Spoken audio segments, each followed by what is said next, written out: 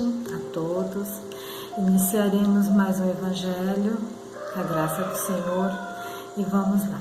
Iniciamos nosso Evangelho agradecendo ao Pai a oportunidade da reunião, pedindo que nos abençoe e permita que o plano espiritual se faça presente, intuindo bons pensamentos e direcionando minhas palavras à luz do Evangelho.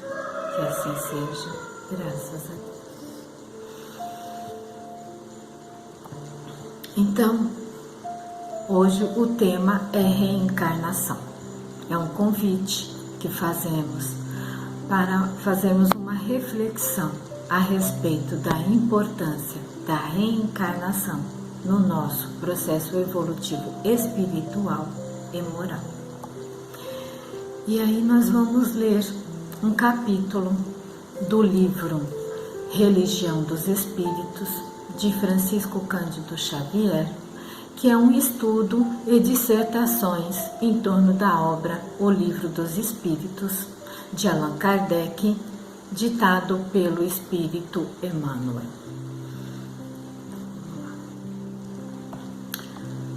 Diz assim: reencarnação nem sempre é sucesso expiatório, como nem toda a luta no campo físico expressa punição. Suor na oficina é acesso à competência. Esforço na escola é aquisição na cultura. Por que alguém se consagre hoje na medicina, não quer isso dizer que haja ontem semeado moléstias e sofrimento.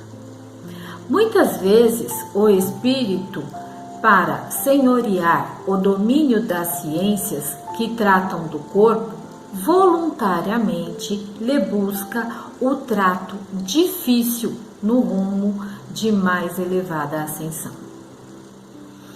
Porque um homem se dedique presentemente às atividades da engenharia, não exprime semelhança, escolha essa ou aquela dívida do passado na destruição dos recursos da terra.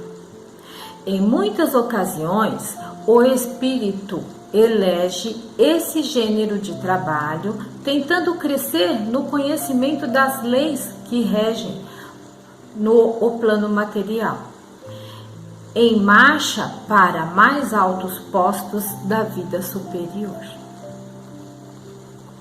Entretanto, se o médico ou o engenheiro sofre golpes mortais no exercício da profissão e que se devotam, de certo nela possuam um serviço reparador que é preciso atender na pauta das corrigendas necessárias e justas. Toda restauração exige dificuldades equivalentes. Todo valor evolutivo reclama serviço próprio. Nada existe sem preço. Por esse motivo, se as paixões gritam fungidas aos flagelos que lhes extinguem a sombra, as tarefas sublimes fugem ligadas às renunciações que lhes acendem a luz. À vista disso, não te habitues a medir as dores alheias pelo critério de expiação, porque quase sempre almas heróicas que suportam o fogo constante das grandes dores morais no sacrifício do lar ou nas lutas do povo apenas obedecem os impulsos do bem excelso, a fim de que a negação do homem seja bafejada pela esperança de Deus. Recorda que, se fosse arrebatado ao céu, não tolerarias o gozo estanque, sabendo que os teus filhos se agitam no torvelinhos infernal. De imediato solicitarias a descida aos tormentos da treva para ajudá-los na travessia da angústia. Lembra-te disso e compreenderás, por fim, a grandeza do Cristo que, sem débito algum, condicionou-se às nossas deficiências, aceitando para ajudar a cruz dos ladrões, para que todos consigamos, na glória do seu amor, soerguer-nos da morte no erro à bênção da vida eterna. Então, refletindo sobre isso, refletindo nesse texto, percebo que a reencarnação é uma chance para a minha evolução moral e espiritual. Sim, sim. Mas também a oportunidade do auxílio ao meu irmão.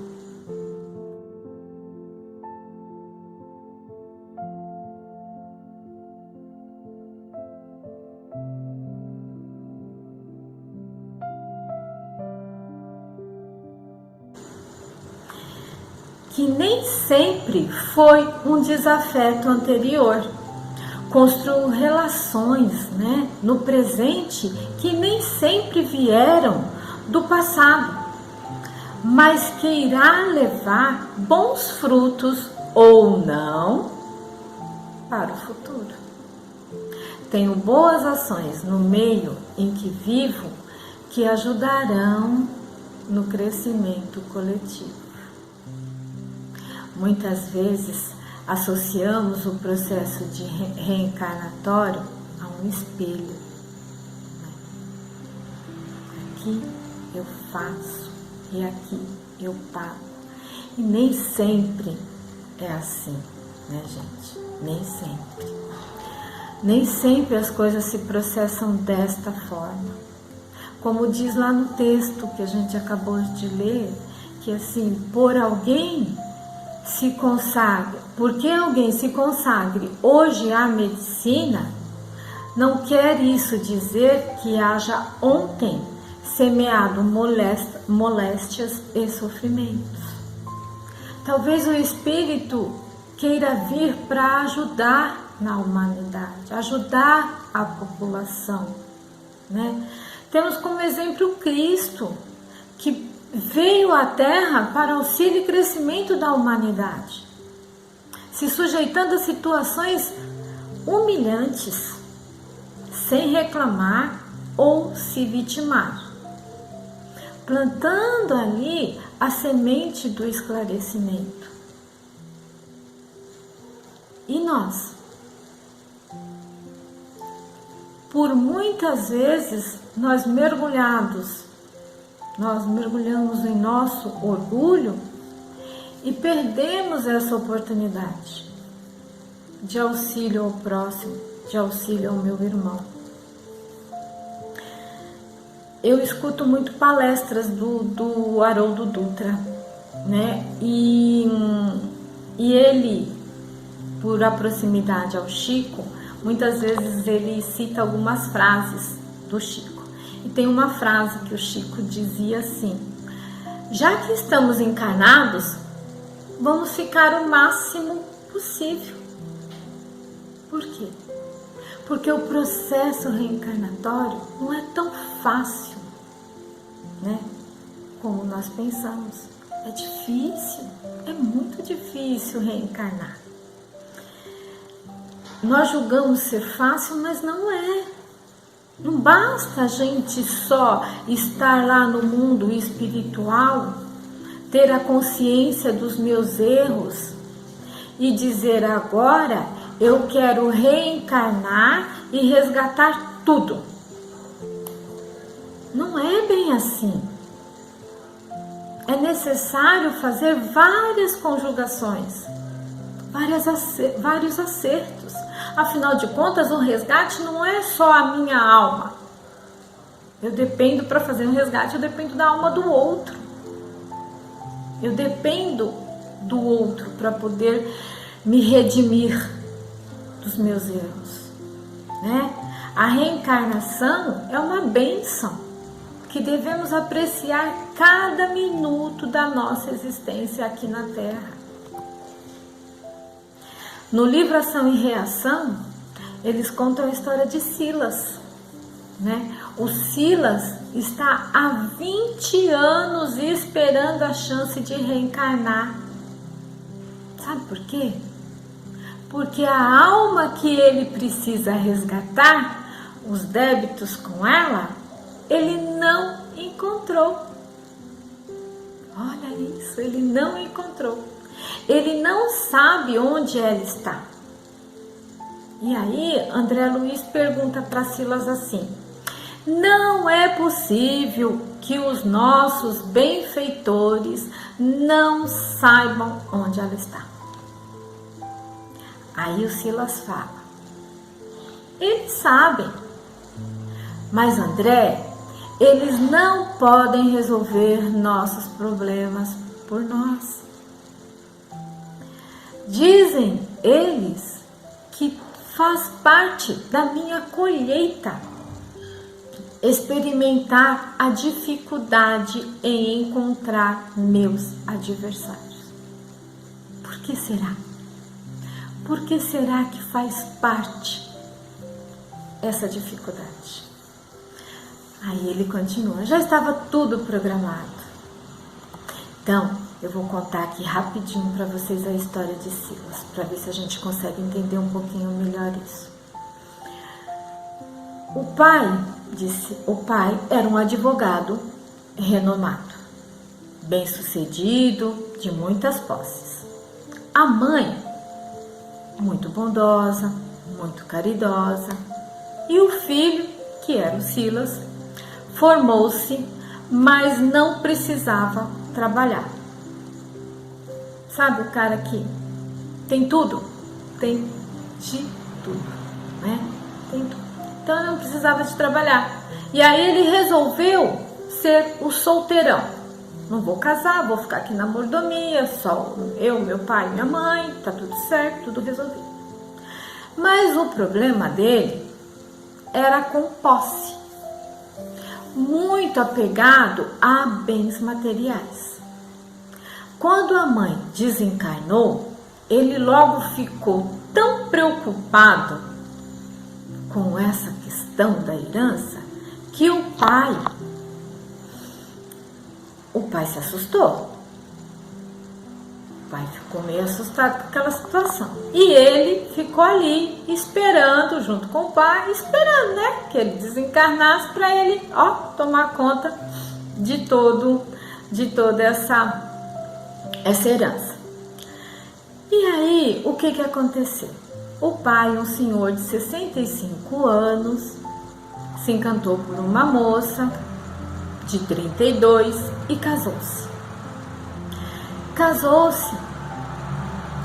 E aí Silas ficou assustado com esse casamento, ficou preocupado com esse casamento. E o que ele fez? Ele ficou preocupado com a perspectiva de ter que dividir a herança com essa nova esposa do pai. E aí o que ele fez?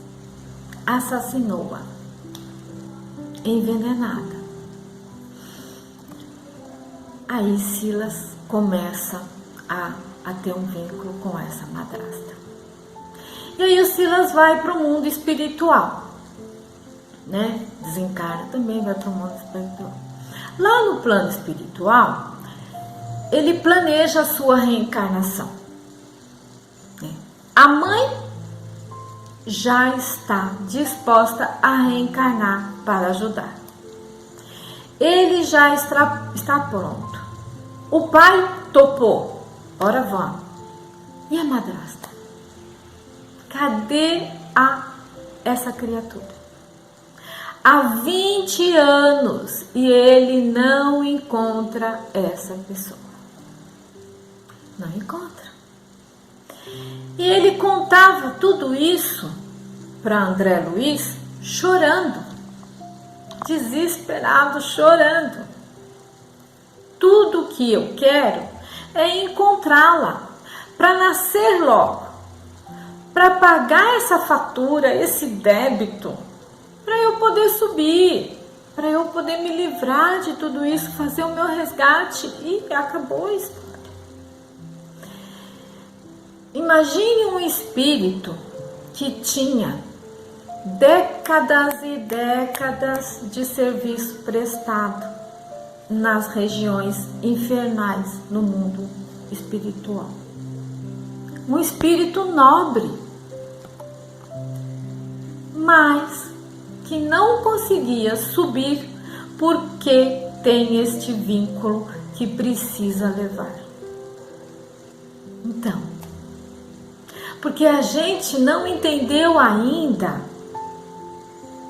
que eu não firo ninguém, só firo a mim mesma. Toda vez que eu prejudicar alguém, eu estou ferindo a mim mesma.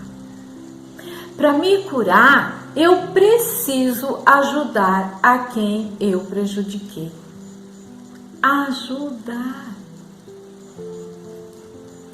Olha que complexo é isso, gente. A reencarnação é uma bênção.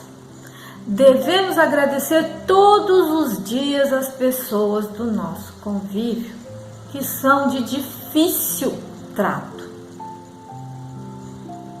Seja ela um parente, seja ela um amigo, seja ela um vizinho. Por quê? Que eles nos trazem crescimento, porque eu pratico, eu exercito,